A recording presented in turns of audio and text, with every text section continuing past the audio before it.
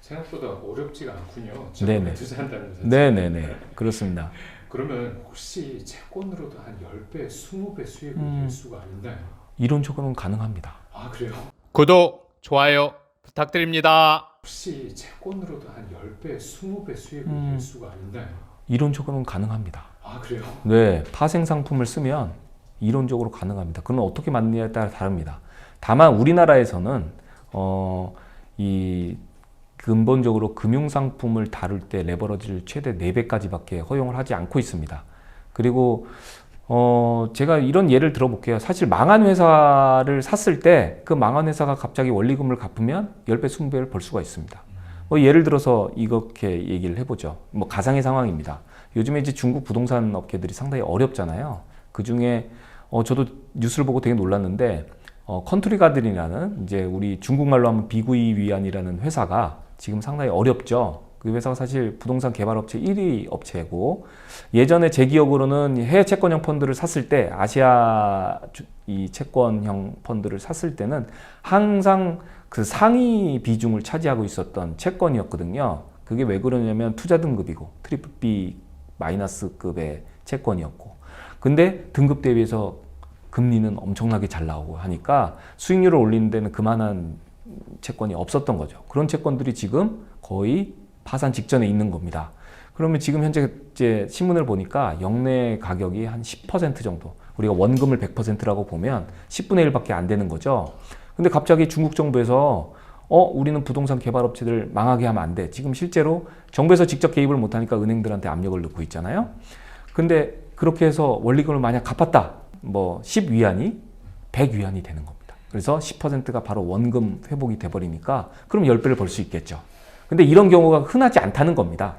그렇기 때문에 10배, 20배를 목표로 채권을 투자하는 것은 상당히 어렵다. 그리고 권하지 않는다. 이렇게 하는 겁니다. 제가 이제 이 채권책을 쓰고 여러분들에게 채권 투자를 권하는 것은 대박을 위해서가 아니고 여러분들의 포트폴리오의 관리를 위해서입니다. 그리고 안정적인 수익을 얻는 데는 아무래도 주식보다는 채권이 더 유리하기 때문에 그런 포트폴리오 보완 차원에서 말씀을 드리는 거지, 내가 10배, 20배를 갖다가 벌기 위해서 채권을 투자한다?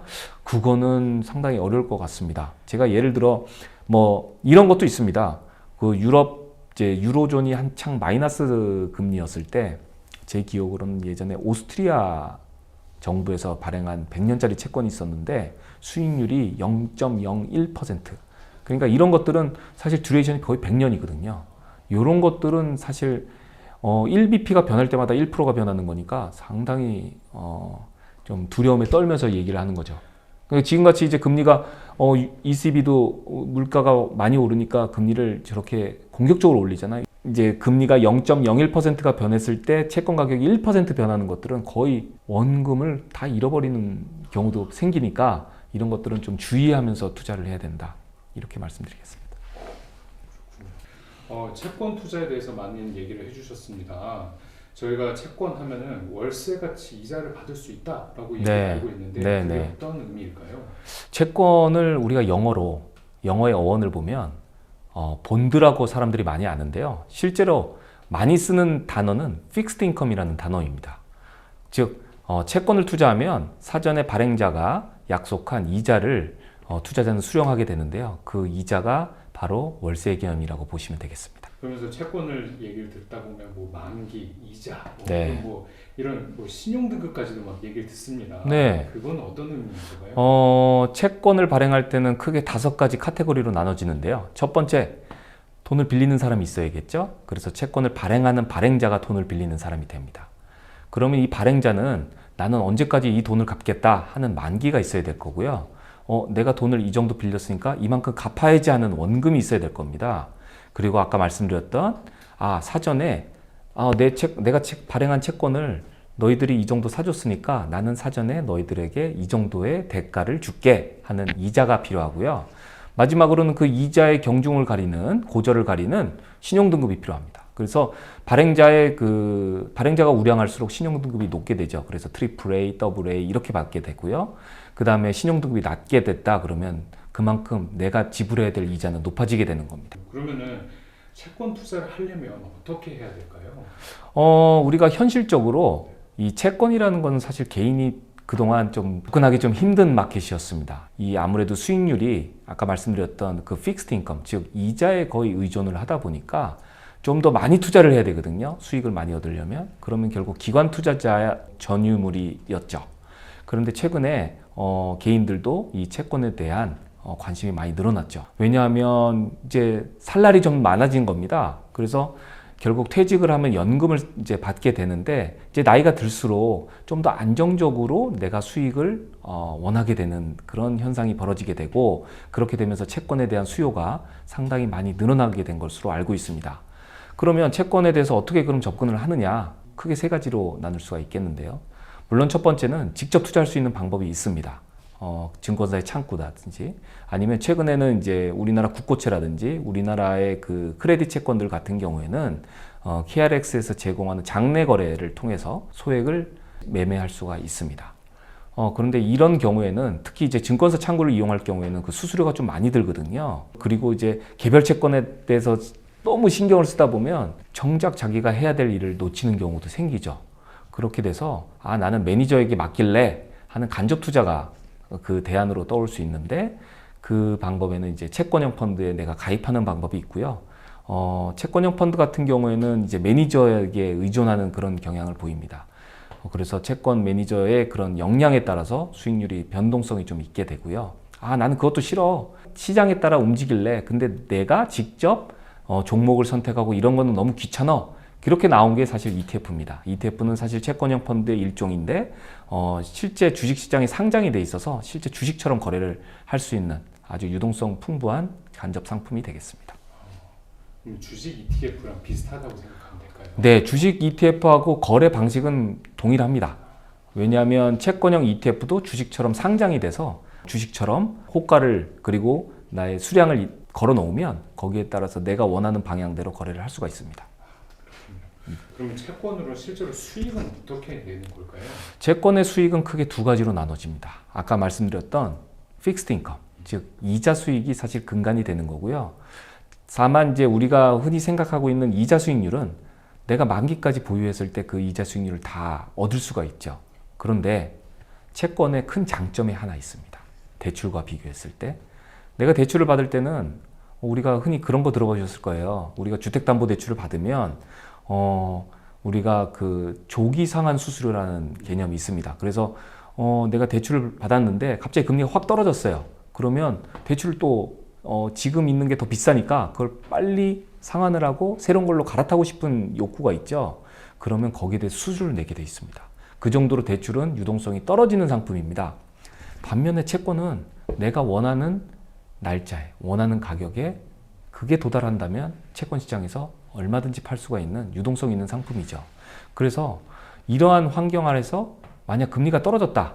금리가 떨어지는 환경은 반대로 얘기하면 채권 가격이 오르는 장인데요. 그런 경우에는 내가 중도에 이자를 포기하고 지금 현재 내가 샀던 가격 대비해서 파는 가격이 높으니까 여기에 대한 자본 차익을 얻을 수 있는 그런 장점이 있습니다. 그래서 이 이자 수익은 크게 두 가지, 이자 수익과 자본 차익 두 가지로 나눠집니다. 그렇군요. 한간의 얘기를 듣다 보면 예금보다도 국채가 더 좋다 이런 네. 얘기를 하시는 분들이 있습니다. 네네네. 사실인가요? 먼저 말씀드리고 싶은 거는 예금은 참 좋은 상품입니다. 사실 예금이라는 그 상품은 정말 오랫동안 우리 곁을 계속 지켰던 금융상품이죠. 금융상품이 오래 간다는 것은 그만큼 좋은 상품이라는 겁니다. 다만 제가 여기서 국채가 지금 현재 예금보다 좀 더 괜찮다고 하는 부분은 크게 두 가지로 설명을 할 수가 있겠는데요. 첫 번째는 예금은 은행의 신용을 가지고 만든 상품입니다. 만약에 제일 지금 큰 은행이라고 하는 국민은행에 예금을 가입을 했어요. 근데 국민은행이 갑자기 올해 3월에 디폴트가 난 실리콘밸리 은행처럼 지금 예금에 대해서 지급할 수 없는 상황이 벌어지면 저는 예금을 다 잃게 됩니다. 물론 예금자 보호법이 있기 때문에 현재는 이제 전체 예금 중에 5천만 원까지는 저희가 이제 예금보험공사로부터 돌려받을 수가 있는데 실제로 그런 상황이 벌어질 수가 있죠. 다만 국채 같은 경우는 정부의 크레딧입니다. 대한민국 정부의 크레딧으로 우리가 국채를 살 수 있다는 장점이 있는데, 그럼 보통 이제 예금보다 국채가 금리가 낮겠죠. 그런데 지금 현재는 고금리 시대입니다.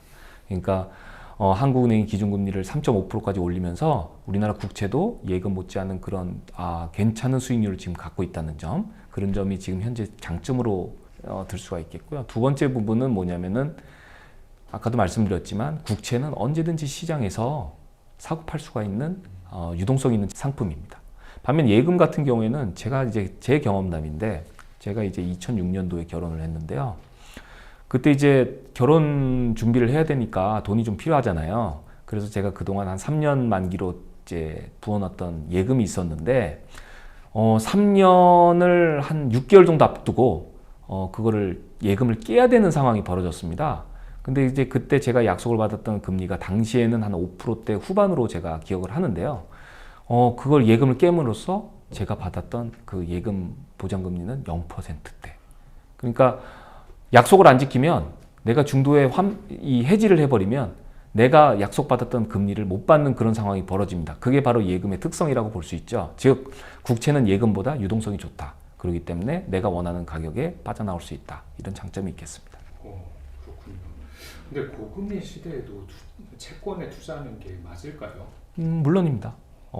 일단은 두 가지로 볼 수 있겠습니다. 두 가지 측면에서 볼 수 있다는 것은 내가 매입, 즉 보유하고 있다는 것을 가정했을 때 이제 말씀드린 건데, 첫 번째는 요즘에 이제 뉴스에서 많이 들으셨을 거예요. 커브가 역전됐다. 그래서 단기 금리가 장기 금리보다 더 높다. 되게 이상한 상황이거든요. 어떻게 만기가 짧은 채권이 더 수익률이 높지? 이런 상황이 지금 벌어지고 있는 겁니다. 그래서 계속 금리가 올라갈 것 같다. 그러면 장기 금리를 사서 이득될 게 없죠. 왜냐하면 금리가 올라가면 가격이 떨어진다는 것을 전제로 말씀드리는 겁니다. 그런 경우에는 이미 충분히 올라있는 만기 짧은 채권들을 샀을 때 그만큼 이자 수익이 늘어나게 되죠. 그러한 장점이 있다는 거. 그래서 이제 이런 관점에서 투자하시는 분들이 있고요. 두 번째는 이제 금리 다 올랐어. 이제 장단기 금리가 역전이 됐다는 것 자체가 이상한 상황이잖아요. 그럼 언젠가는 그게 평균 회귀의 법칙에 의해서 다시 돌아가야 될 텐데, 그렇게 되면 어떻게 되겠습니까? 금리가 떨어져야 되겠죠. 물론 장기 금리가 올라가는 상황도 벌어질 수 있겠지만, 대체로 보면 금리가 역전됐던 상황은 그 다음번의 스텝은 보통 단기 금리가 떨어지면서 금리 커브가 정상화되는 과정을 보여왔습니다. 그걸 가정으로 한다면 이제 금리가 떨어질 거야 하고 장기 금리를 사는 사람들이 늘어납니다. 왜 그러냐면 금리가 떨어지니까 장기 채권일수록 나중에 설명을 드리겠지만 실질 금리, 즉 금리의 민감도라고 할 수 있는 듀레이션이 커지니까 금리가 떨어지면 가격이 더 올라가는 그런 현상을 우리가 볼 수가 있겠죠. 그래서 장기 금리를 사는 사람이 생길 겁니다. 그게 바로 두 번째 관점이고요. 마지막으로는 금리가 올라가네? 그럼 우리 금리 올라가는데 배팅해볼까? 이렇게 또 생각할 수가 있어요. 그래서 우리가 보통 채권은 그냥 사야 된다 이렇게 생각을 하는데, 그렇지 않습니다. 채권을 사전에 매도하는 포지션을 가졌을 때 내가 팔았으니까 금리가 올라갈수록 더 이익을 얻을 수 있는 그런 상품이 있습니다. 그게 보통 이제 우리 ETF를 보면, 제가 채권 책에도 제가 소개를 했던 이제 채권들인데요. 예를 들어서 미국 그 ETF, 채권형 ETF 중에 TMV, TMF, TBT 이런 것들이 사실 그 미국 장기 국채를 오히려 그 매도 포지션으로 놓고 금리가 올라갈수록 가격이 상승하는 그런 데에 배팅할 수 있는 상품들입니다. 일종의 인버스. 예, 맞습니다. 그래서 그걸 우리가 흔히 인버스 채권형 ETF라고 하죠. 그런 채권도 있군요. 네. 고금리 시대에도 채권 투자할 수 있는 방법이 또 있군요. 예, 또 하나는 뭐냐면은 변동금리 채권을 사도 됩니다. 왜냐하면 우리는 흔히 이제 고정금리 채권에 익숙해져 있어요. 우리가 이제 주택담보대출을 받을 때 대부분 고정금리 채권이잖아요. 변동금리도 있지만. 근데 변동금리 채권을 내가 투자한다고 가정을 하면 금리가 올라갈수록 주기적으로 변동금리 채권이기 때문에 내가 받을 쿠폰이 이제 리셋이 되는 거죠. 다시 재조정이 돼서 처음엔 3%를 시작했다가 금리가 올라갔고 이제 4%를 받을 수 있고 또 5%를 받을 수 있고, 이런 부분에서 변동금리 채권도 금리 상승기에는 적합한 상품이다. 이렇게 말씀드릴 수 있겠습니다. 그러면 저희가 이제 실전으로 저희가 채권 투자를 해보고 싶은데 네. 쉽게 하는 방법이 무엇이 있을까요? 아까도 말씀드렸지만 가장 쉬운 방법은 사실 ETF 사는 거라고 저는 생각을 합니다. 왜냐하면 우리가 주식 투자에는 상당히 많이 익숙해져 있잖아요. 그러니까 우리가 이제 국내에서 주식 투자했을 때 계좌 열고 그다음에 HTS 가입하고 또 핸드폰으로 할 경우에는 이제 MTS에 가입을 하고 그런 과정인데 ETF는 똑같습니다. 똑같이 그렇게 가입을 하고 적절한 종목들을 선택해서 거래를 하기만 하면 되는 거죠. 사실 그런 부분이 가장 편하고요. 근데 나는 특정 종목을 하고 싶어. 예를 들어 나는 은행채 후순위채를 하고 싶어. 왜냐하면 쿠폰이 잘 나오잖아. 이렇게 이제 딱 집어서 예를 들어 금융권의 후순위채 중에 우리은행이 후순위채 발행했네? 그러면 이제 보통 고금리 채권들은 개인들이 선호하는 채권 이 상품 중에 하나잖아요. 그러면 이제 증권사에서 그거를 어느 정도 모아서 개인들에게 팔게 됩니다. 증권사 창구를 통해 팔게 되는데요. 거기에 이제 응해도 되는데 그 전제 조건은 역시 계좌가 있어야 되겠죠. 그래서 계좌 오픈하고 온라인이나 오프라인으로 살 수 있다. 이렇게 볼 수 있고요. 채권형 펀드 같은 경우에는 보통 이제 똑같습니다. 은행이나 증권사가 보통 판매사로 이제 이제 등록이 돼 있기 때문에 거기 가서 이제 창구에서 가입하는 경우 또는 온라인으로 가입하는 경우 그렇게 있겠습니다. 그렇군요. 그러면 저희가 이제 채권을 산다라고 했을 때 한국 채권을 사야 될까요? 아니면 미국 채권을 사야 될까요? 둘 다 사야죠. 당연히 둘 다 포트폴리오를 위해서는 둘 다 사야 되는데 둘 중에 하나만 골라라 이러면 이제 두 가지 상황을 또 우리가 가정을 해야 되는 거죠. 만약에 내가 달러를 갖고 있다. 그러면 지금 미국 2년짜리 국채가 5%가 넘고요. 한국의 2년짜리 금리는 금융투자협회 이제 그 민평 3, 4 평균 기준으로 보면 3.75 정도 나오겠더라고요. 그러면 달러를 갖고 있으면 내가 원화도 갖고 있고 달러를 갖고 있을 때 달러를 가지고 그냥 5% 투자하는 게 낫지. 국채에 3.75 투자를 할 필요는 없겠다 이런 생각은 들고요. 근데 만약에 나는 원화만 갖고 있어. 달러가 없어. 근데 미국 국채 2년과 한국 국채 2년이 있다 그러면 고민을 좀 해야 되겠죠. 그래서 미국 국채 2년짜리가 어차피 한국보다 크레딧이 더 좋은데 금리가 더 높아. 그래서 접근하면 안 된다는 겁니다. 왜냐하면 자 5%를 투자하기 위해서는 우리가 환전을 해야 되잖아요. 원달러 환전을 해야 되는데 원달러 환전을 했을 경우에는 또 환율에 따른 변동이 있지 않습니까? 그러면 만약에 원화가 강해져 갖고 환율이 떨어지면 그 사람은 손해를 보게 되는 것. 나는 환 변동에 따른 위험을 지고 싶지 않아. 그렇게 해서 생긴 게 사실 이제 원달러 외환 수합이 되는 거죠. 그래서 보통 개인이 접근하기는 힘든지만 개인이 한다고 가정을 하겠습니다. 그러면 내가 한 6개월 후에 원달러를 그대로 환 변동 없이 이 6개월 동안 그런 계약을 맺을 거야 하고 이제 원화를 팔고 달러를 사서 미국 2년에 투자를 했다. 그러면 지금 현재 얼마를 줘야 되는지 아십니까? 우리가 퍼센테이지로 보면 연 2%를 은행한테 줘야 됩니다. 그러면 내가 프리미엄 2%를 주는 거거든요. 그 대가로. 그러면 결국은 내가 5%를 얻는 게 아니라 5%에서 2%를 뺀 3%밖에 못 얻는 거죠. 그 경우에는 국채 2년짜리 3.75를 사는 게 낫다는 얘기입니다. 그런 방식으로 접근을 해야 되는 거군요. 예, 맞습니다. 미국이다 한국이다 이게 중요한 게 네네네. 그때 수익률. 네네네. 수익률과 그 다음에 원달러의 환율. 그 다음에 이제 스왑 포인트라고 우리가 얘기를 하는데 아까 그 마이너스 2%라는 거는 사실 스왑 포인트를 이제 퍼센테이지로 환산한 금액이 되는 거고요. 이제 그때 보통은 우리가 이 현물이 1,300원이다 그러면 나중에 6개월 후에 이 선물 환율은 1,350원 이렇게 돼야 되는 게 맞는데 그게 반대로 1,200원이 되는 겁니다. 그게 뭐냐면은 지금 현재 달러를 구하기가 힘들어 이런 시그널이 될 수 있는 거거든요. 그러면 나는 그러면 달러를 샀을 때 달러를 살 만큼의 그 대가를 치러야 되는 그런 이슈가 생깁니다. 그게 바로 스왑 포인트가 마이너스로 나온다고 얘기를 하고 스왑 포인트가 마이너스가 나온다는 거는 내가 원화를 팔고 달러를 샀을 때 내가 지불해야 된다는 얘기입니다. 네. 그런 것까지 고려를 하면서 봐야 되는 거였군요. 그래서 결국 이제 간단하게 보면 미국도 좋고 한국도 좋으니까 조금씩 사자 이겁니다. 예. 알겠습니다.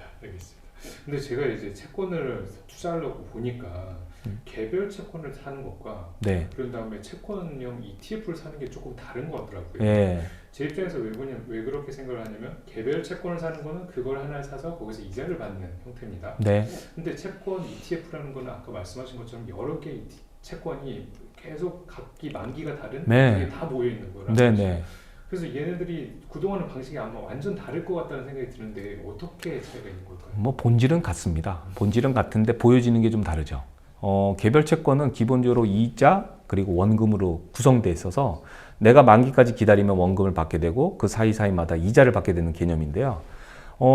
이거를 갖다가 여러 개의 채권들을 갖다가 모아버리면 이 이자 받는 시기와 저 이자 받는 시기가 다르고 이 채권의 만기와 이 채권의 만기가 다르니까 받는 원금의 그 시기가 달라지게 되고 또 서로 간의 만기가 다르니까 금리에 대한 민감도가 달라져서 가격에 대한 변동도 달라지게 됩니다. 요거를 합쳐놓은 게 ETF라고 보시면 되는데 결론적으로 그렇게 보시면 됩니다. ETF에 대한 것은 매일매일 종가가 나오잖아요. 그리고 우리가 거래함에 따라서 그 가격이 변동을 하고요. 그러면 이렇게 생각하시면 됩니다. ETF의 그 종가의 그 구성 요소는 이렇게 개별 채권 이자의 합, 개별 채권의 그다음에 평가 손익의 합, 마지막으로 실제로 거래가 됐을 때, 그 안에서 거래가 됐을 때 개별 채권의 매매 손익의 합인데요. 보통 ETF 같은 경우는 그 안에 있는 기초자산 경우에는 주기적으로 리밸런싱이라는 과정을 거칩니다. 그 리밸런싱을 할 때 사실 매매 손익이 나오는 거고 그 나머지는 이자와 평가 손익으로 이루어지는데요. 이런 경우에 보통 우리가 ETF 같은 경우는 아까 주식으로 설명을 했잖아요. 주식은 뭡니까? 주기적으로 배당을 주잖아요. ETF 같은 경우에는 주기마다 역시 배당을 줍니다. 그래서 이자로 쌓였던 거 그리고 리밸런싱을 통해서 매매 손익을 얻었던 것들 요거를 가지고 배당 금액을 정하게 되는 거죠. 그래서 우리도 이 채권형 ETF도 배당락이라는 개념이 있고요. 배당락이 생기면 기준가는 배당락만큼 빠지게 된 더 낮은 금액이 이제 배당락 다음 날부터는 거래가 되는 그런 개념이 되는 셈이죠. 그냥 일종의 그냥 하나에 묶여져 있다라고만 네, 생각하면 되고. 본질은 같은데 보여지는 게 다르다. 근데 이제 ETF 같은 경우에도 최근에는 다양해졌습니다. 그래서 아까 이제 대표님께서 말씀하셨던 것처럼 나는 만기를 딱 정하고 싶어 이런 채권들이 있단 말이에요. 그래서 예전에는 ETN이라는 그런 형태로 상품이 나왔고 지금도 나오고 있습니다만은 최근에는 ETF도 만기를 딱 특정해서 만든 ETF가 있습니다. 제 책에도 이제 BSCN이라는 ETF가 있는데요. 이것뿐만 아니라 이제 2023년, 2024년, 2025년, 2026년 이렇게 보통 이렇게 만기를 정해놓고 투자 등급 그리고 하이힐드 이렇게 이제 상품을 구성해서 지금 상장돼 있습니다. 만약에 만기에 나는 만기 매칭을 원한다 그러면 그런 거 사시면 알아서 연말에 청산이 돼서 여러분들에게 돌려지게 될 겁니다. 그렇군요. 그리고 제가 책을 보다 보니까 네. 책에서 채권을 통해서 수익을 내는 방법 여러 가지를 설명을 해주셨습니다. 네. 거기에서 보면 세 가지를 네, 말씀해주셨는데 네, 네. 그에 대해서 좀 더 자세하게 예. 드릴까요? 예, 흔히 우리가 세 가지를 말하면 듀레이션 베팅 전략이 있고 그 다음에 크레딧 스프레드 전략, 마지막으로는 장단기 금리 차이 전략 이렇게 세 가지로 제가 말씀을 드렸습니다. 듀레이션 베팅 전략을 설명하기 전에 듀레이션에 대해서 좀 간단히 설명드리면 듀레이션 같은 경우는 실질 만기라고도 하고요. 그 다음에 금리 변동성이라고도 얘기를 합니다. 우리가 이제 채권을 운용하는 입장에서는 금리 변동성이라는 말이 많을 것 같습니다. 즉 금리가 0.01% 즉 우리가 1베이시스 포인트라고 얘기를 하는데 1베이시스 포인트가 변했을 때 해당 채권 가격이 어느 정도 변하느냐에 따라서 이 듀레이션의 개념이 정해지는데요. 보통 듀레이션이 클수록 당연히 금리 변동성이 크다는 얘기겠죠. 그래서 예를 들어서 우리가 이렇게 보면 됩니다. 듀레이션은 또 제가 실질 만기라고 말씀드렸잖아요. 실제로 내가 투자를 100만큼 했을 때 이 100만큼을 회수할 수 있는 기간을 우리가 실질 만기라고 하는 거거든요. 근데 우리가 100이라고 하면 꼭 원금만 생각하시는데 그렇지 않습니다. 이자가 예를 들어 10%짜리 우리가 채권을 10년에 걸쳐서 투자를 한다고 가정을 하면 나는 이 10%를 회수하는 데까지 이자만 가지고 만기 채우면 이자 가지고만 원금을 만드는 거잖아요. 10%니까 곱하기 10 하면 내 원금이니까요. 거기다 원금을 하면 200이 되는 거죠. 그러면 그거를 그냥 모든 거를 차치하고 이제 단순 계산하면 200을 내가 10년에 받는 거니까 반 잘라서 내가 100을 받을 수 있는 기간 5년이다 이렇게 보면 됩니다. 그러면 그거는 듀레이션이 about 5 years가 되는 거죠. 이렇게 계산하는 거죠. 그래서 이 듀레이션이 길수록 금리 변동성의 이제 민감도가 커지는 거고, 그러면 가격의 변동성이 커지는 거죠. 그래서 듀레이션 베팅 전략은 보통 금리가 하락하는 경우, 그리고 경기가 회복되는 그 단계가 상당히 적합하다. 이렇게 말씀을 드리고요. 두 번째 이제 크레딧 스프레드 전략인데요. 크레딧 스프레드 전략을 말씀드리기 앞서서 그 채권을 한번 우리가 해부를 해보죠. 우리가 의사가 돼서. 그러면 채권 수익률은 딱 쪼개면 안전자산 금리와 크레딧 스프레드로 나눠집니다. 그 즉 뭐냐면 내가 애플이라는 회사예요. 내가 애플이라는 회사인데 채권을 발행을 하면 애플이라는 회사 전체 수익률이 있을 거고, 애플이라는 회사는 미국에 속해 있잖아요. 한간에는 그럽디다. 애플이 미국보다 더 낫다고. 근데 우리가 통상적으로는 국가가 있어야지 회사가 있다고 보는 거니까요. 그러면 미국이라는 나라에 국채금리가 있을 거고, 국채금리를 넣고 그 나머지 부분, 그러니까 애플의 총 수익률에서 국채금리만큼 뺀 부분이 바로 애플의 고유 위험을 나타내는 크레딧 스프레드가 되는 겁니다. 크레딧 스프레드 전략은 이 회사의 고유 위험에 배팅하는 전략이죠. 그럼 어떨 때 좋을까요? 시장이 좋을 때 좋겠죠. 즉 주식시장하고 상당히 유사한 흐름을 보이는 게 바로 채권의 크레딧 스프레드 전략입니다. 이건 어떻게 하냐면, 자, 우리가 경기가 회복이 넘어서 이제 경기가 팽창 단계에 가요. 우리가 작년에 겪어봤지만 물가가 오르고 금리를 올리고 그러면 수익률이 올라가는 그런 현상을 보여주죠. 근데 그 수익률이 올라가는 부분은 대체로 국채금리가 올라가는 부분입니다. 국채금리가 올라가지만 따지고 보면 경기가 팽창기에 있기 때문에 회사 입장에서는 좋은 상황이죠. 그럼 보통 우리가 주식시장 보면 되게 랠리를 하잖아요. 흔히 말하는.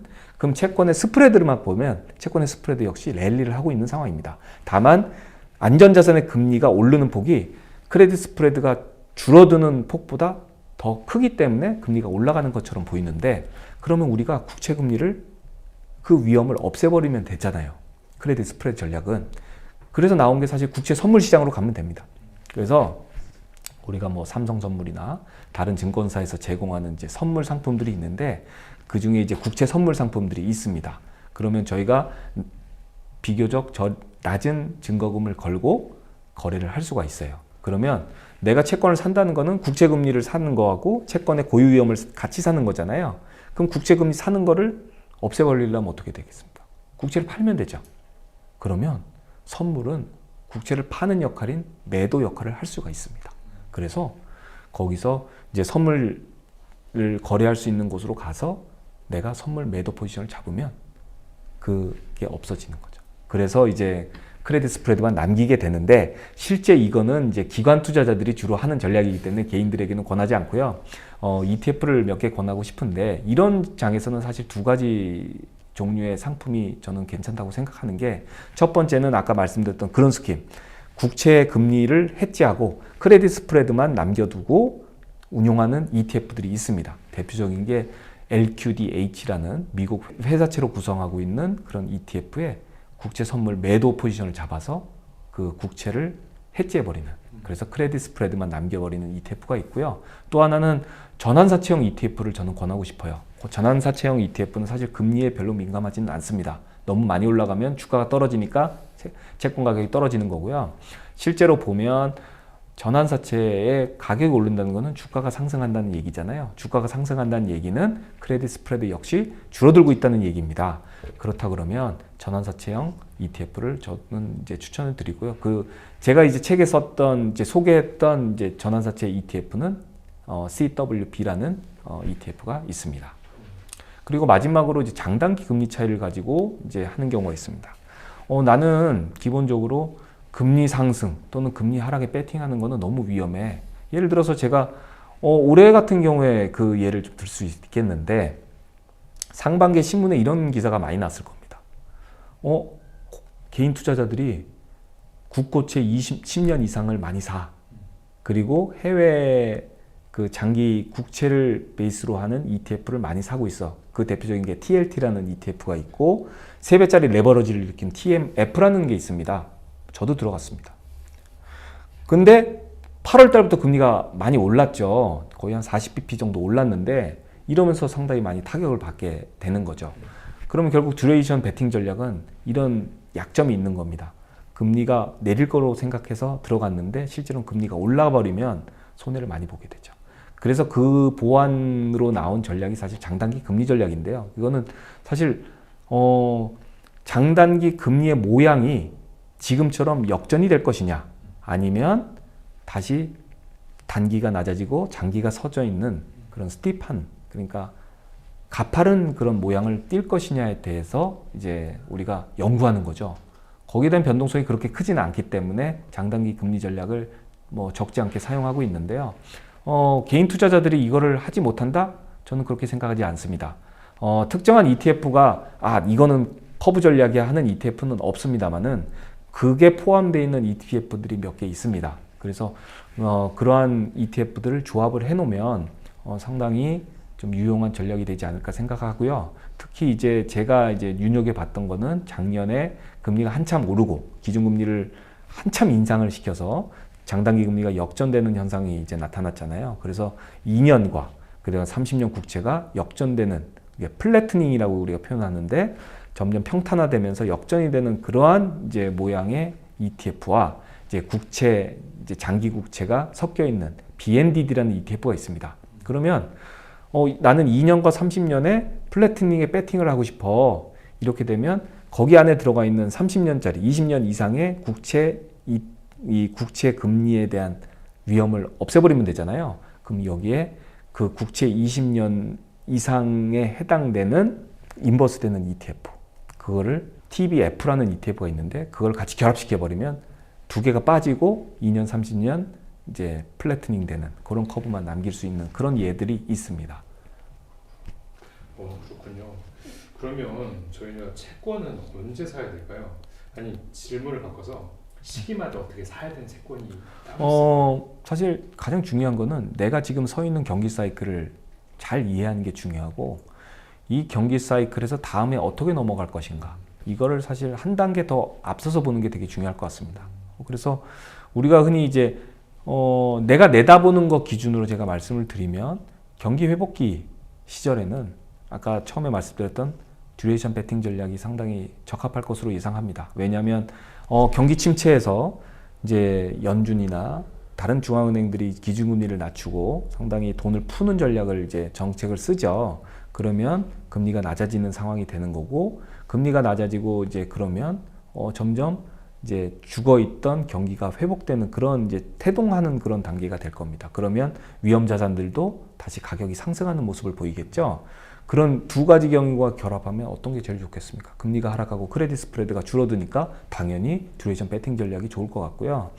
이제 이 단계를 넘어서서 경기 이제 팽창기, 경기가 좀 약간 화랑 상태에 접어들면 상당히 과열되는 상황이 벌어지고, 물론 이제 실물 경기는 상당히 좋으니까 다 좋은데 채권은 그렇게 해피하지는 않습니다. 그래서 듀레이션 베팅 전략을 쓰면 금리가 오히려 상승해서 오히려 손해를 보는 그런 경우가 생기기 때문에 이런 경우에는 크레딧 스프레드 전략을 저는 권하고 싶습니다. 왜냐하면 경기가 어쨌든 간에 팽창하고 있다는 것은 기업의 실적이 좋다는 거고 기업의 고유 위험이 줄어들고 있다는 거기 때문이죠.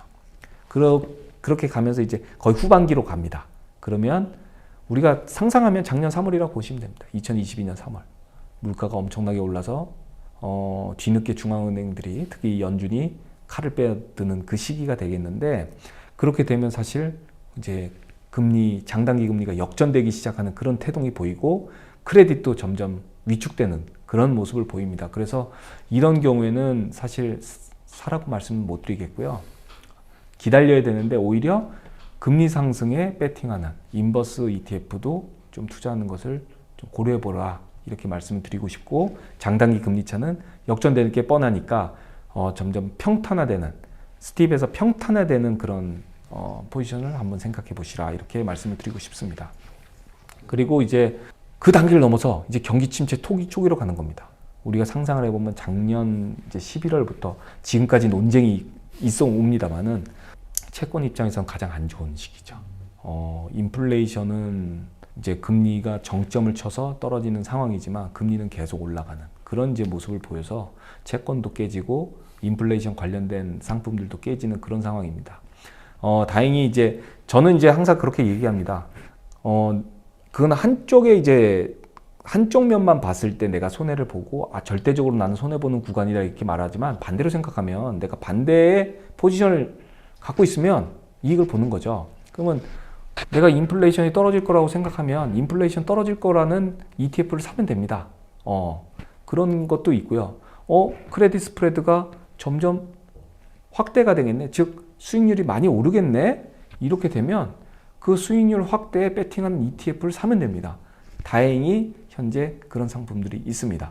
그래서 그러한 것들을 좀 염두에 두면 좋을 것 같고요. 마지막 단계는 이제 블랙스완 단계죠. 경기 침체 후기. 보통은 이제 그런 단계는 안 일어나지만 우리가 흔히 테일 리스크는 몇 번 겪었지만 가장 큰 거는 사이클상으로는 대공황과 그다음에 2008년 금융위기가 되겠죠. 그리고 짧지만 2020년 이제 팬데믹 때도 마찬가지고요.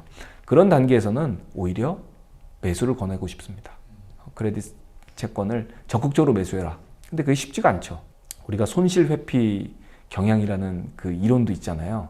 그러면 위기가 닥치면 일단 내 재산부터 지키는 게 사실은 본능이니까 오히려 사기는커녕 현금화해야겠다. 이런 경향이 좀 강하죠. 그러면 결국은 사는 시기를 놓치는 경우도 종종 있습니다. 그래서 이런 경우에 많이 훈련을 해야 됩니다. 그리고 정신적, 멘탈리 나는 사야 돼, 나는 사야 돼. 이런 경우가 오기를 기다려. 이런 마인드를 훈련하시기 바랍니다. 네. 최근에 이제 채권책 말고 또 경제 지표 관련된 네네네. 내주셨습니다. 네. 저희가 주식이든 채권이든 꼭 봐야 되는 어떤 경제 지표가 있을까요? 저는 이제 특히 연준의 그런 두 가지 통화 정책의 목표를 항상 말씀을 드립니다. 첫 번째는 완전 고용이고요. 그리고 완전 고용 하에서의 물가 안정입니다. 지금 이제 연준에서 2%를 얘기하고 있는데 그러면 제일 중요한 게 뭐겠습니까? 고용하고 물가겠죠. 이제 고용은 이번 주 금요일 날 나오니까 잘 보시기 바랍니다. 그리고 이제 제가 오늘 찍는 날 기준으로 전날 저녁에 나왔던 졸츠라는 그 이제 구인 그 공고 개수 그게 아주 적절하게 나와서 어제 주가도 많이 오르고 채권 금리도 많이 떨어졌습니다. 이런 그 이제 고용 관련 지표가 되게 중요하고요. 두 번째는 이제 당연히 물가죠. 사실 지난 1년 반 동안 작년 초부터 이제 올해 지금까지 1년 반이 넘는 기간 동안 가장 큰 화두는 물가였습니다. 그리고 물가가 실제로 상당히 많이 올랐고요. 우리가 체감하고 있지 않습니까? 예전에 기억나실 겁니다. 우리나라에서 이제 공무원 사회에서 점심값 5,000원 이상 먹지 마라. 점심값을 구내식당에서 먹으라 이렇게 하는데 지금은 5,000원짜리는 그냥 10,000원짜리도 거의 보기 힘든 그런 지금 물가잖아요. 그러니까 그만큼 물가가 지금 많이 올랐고요. 그래서 이런 물가가 과연 잡힐 것이냐? 아직도 그런 논쟁이 있습니다. 아까도 말씀드렸지만 연준의 기본적인 목표 인플레이션은 2%고요. 그 2%의 기준은 우리가 핵심 물가라고 하는 지표거든요. 그러니까 에너지와 음식을 뺀 나머지 이 지표들은 아직 떨어지지 않고 있습니다. 어느 정도 4%대에서 계속 머무르고 있어서 이게 과연 떨어질 것인가. 그래서 CPI 그리고 오늘 찍는 날 기준으로 이제 내일 발표할 PCE 물가 요거를 꼭 이제 봤으면 좋겠다 이렇게 생각합니다. 그렇군요. 계속 얘기하셨던 것처럼 사실 요즘 제일 핫 키워드가 인플레이션입니다. 네. 물가 상승이라는 건데 네. 이거를 얼마나 올랐는지 어디에서 확인할 수 있을까요? 사실 물가 지표는 한 달에 한 번 일어나는 거의 뭐 올림픽과 같은 이벤트죠. 그래서 사실 지금 고용 지표하고 물가 지표 발표하는 날에는 일부 이제 미디어 유튜브에서는 실시간으로 방송을 해줍니다. 저는 야후 파이낸스에서 이제 실시간으로 많이 봤는데 진짜 브레이킹 뉴스입니다. 거의 누가 대통령 당선됐다 이런 정도의 그런 파급력을 보이더라고요. 근데 이제 그 사이사이가 있지 않습니까? 그러면 내가 뭔가를 좀 보고 싶은데 그 몇 가지가 있습니다. 실제로 이제 그러한 여러 가지 경제 지표 데이터가 이제 들어올 때마다 업데이트가 되는 이제 공신력 있는 이제 물가 데이터가 있는데요. 가장 제가 친숙하게 보고 있고 또 정확하다고 생각하는 것이 이제 클리브랜드 연방준비은행에서 그러니까 지역 연방준비은행의 일원이죠. 거기서 발표하는 나우캐스트라는 지표가 있습니다. 그거는 이제 뭐 코어 CPI, 그 다음에 일반 CPI, 그 다음에 헤드라인 PCE, 코어 PCE, 그 네 가지 종류의 그 핵심 물가 그리고 이제 전체 물가 이 부분을 실시간으로 반영을 해줍니다. 그러니까 어떠한 지표가 발표할 때마다 이제 반영을 해서 보여주는 거죠. 그렇게 되면 다음번 CPI는 이 정도 나오겠네 하는 예측이 어느 정도 되고 실제 논문을 보면 클리브랜드의 그런 나우캐스트 수치와 실제 CPI 간의 상관관계는 상당히 높은 걸로 그렇게 나와 있습니다. 그래서 클리브랜드 연방준비은행 홈페이지에서 나우캐스트를 꼭 한번 참고해 주시고요. 그 밖에도 이제 민간 인플레이션 지표들이 좀 몇 개 있는데 그건 항목별로 좀 있습니다. 그래서 미국에서 상당히 중요하게 생각하는 건 뭡니까? 집이죠. 사실 금융위기가 터졌던 가장 큰 이유는 무분별한 주택담보대출이었죠. 근데 그 이면에는 이제 당시 대통령이었던 조지 부시 대통령이 아메리칸 드림이라고 외치면서 모든 사람이 집 한 채를 가질 수 있는 그런 세상을 만들겠다고 한 게 사실 컸던 좀 큰 이유 중에 하나였다고 생각하는데 그 정도로 주택과 관련된 비용이 상당히 크고요. 그 다음에 이제 미국은 자동차가 없으면 다니기가 힘들잖아요. 그러니까 이제 자동차 중에 특히 중고차가 상당히 큰 시장입니다. 그래서 중고차. 그 다음에 최근에는 어떤 것까지 나왔냐면 트루플레이션이라는 그런 사이트가 있는데 이건 아예 그냥 매일매일 물가를 갖다가 예측을 해줍니다. 뭐 설명을 보면 블록체인 기반의 그런 기술이라고 하더라고요. 그래서 이런 부분은 이제 전체 항목들을 더해서 매일매일 그 지표가 업데이트되는 그런 것들도 있습니다. 그래서 이런 것들을 이제 제 책에는 이제 경제지표 책에 이제 짧게 소개를 했습니다. 그래서 이런 것들 좀 보시면 되고요. 한 가지 또 이제 우리가 상품 개념으로 이 물가를 보려면 이제 기대 인플레이션이라는 게 있습니다. 그래서 가장 흔한 건 팁스죠. 팁스는 우리가 흔히 말하는 실질금리입니다. 실제 우리가 팁스 10년이다. 그러면 우리가 보는 미국 국채 10년 금리에서 인플레이션을 뺀 그게 바로 이제 10년 실질금리가 되는 거고, 우리 신문에서 그렇게 봤을 겁니다. 야, 실질금리가 왜 이렇게 마이너스야? 우리 금리를 이렇게 올려도 왜 이렇게 마이너스야? 뭐 이런 얘기가 나오잖아요. 그게 무슨 얘기냐면 우리가 실제로 돈을 빌리는 개념은 실질금리라는 겁니다. 그래서 실질금리가 높으면 높을수록 내가 지불해야 되는 돈이 많으니까 돈을 안 빌리려고 그러죠. 돈이 안 돌죠. 그렇게 보시면 되고요. 그래서 이 팁스가 어떻게 보면 실질금리의 개념이고, 실질금리가 높으면 높을수록 인플레이션은 명목금리에서 인플레이션을 빼는 거니까 인플레이션이 낮거나 아니면 명목금리가 되게 높았을 때 일어나는 현상이잖아요. 그걸 통해서 인플레이션을 이제 가늠할 수가 있고요. 더 나아가서는 우리가 기대 인플레이션이라는 개념이 있습니다. 그거를 영어로 브레이크 이븐이라고 하는데요. 그거는 이제 브레이크 이븐을 보시면 그게 기대 인플레이션으로 나오는 건데, 그거는 반대로 인플레이션 부분만 뽑아내는 겁니다. 국채에서 팁스를 빼면 브레이크 이븐 금리가 대체로 나오는 거죠. 그래서 그 지수를 매일매일 업데이트가 되고 그 상품에 이제 투자는 매매하는 그 정도가 상당히 유동성이 좋은 시장이기 때문에 이걸 보면 인플레이션이 향후에 어떻게 흘러가겠다 이렇게 알 수가 있겠습니다. 그렇군요. 또 한 가지가 아까 얘기한 것처럼 고용 관련된 지표 되게 중요하다고 얘기를 했습니다. 그건 어떻게 볼 수 있을까요? 고용 지표는 아까 제가 졸트에 대해서 설명을 드렸는데, 졸트에서 이제 중요하게 봐야 될 게 우리가 실제 가장 헤드라인으로 나오는 거는 이제 구인 공고수가 되겠죠. 그런데 실제 이 졸트가 되게 유명해진 게 사실 파월 의장이 이 언급을 해서 좀 유명해진 부분인데, 그가 좀 보는 이 수치가 뭐냐면 실업자 한 명당 구인 공고수입니다. 그런데 그 기준점이 얼마냐? 그러면 우리가 2020년 팬데믹 이전 지극히 정상적인 생활을 했을 때 그 기준선이 1.2라고 하더라고요. 그거는 이제 연준 트랜스크립트에 나와 있는 내용인데 지금 현재는 한 1.5 정도 됩니다. 그러니까 아직도 그 정도 선은 못 가고, 그게 무슨 얘기냐면 아직도 고용이 되게 빡빡하다. 아직도 사람들을 많이 찾는구나. 이렇게 지금 볼 수가 있겠거든요. 근데 지금 중앙은행이 물가를 잡고자 하는 거는 기본적으로 임금을 잡으려고 하는 거거든요. 왜냐하면 임금이 높아지면 소비가 늘어나고, 소비가 늘어나면 소비자 물가가 올라가는 그런 개념이니까요. 그래서 그런 부분을 좀 유심히 봤으면 좋겠고요.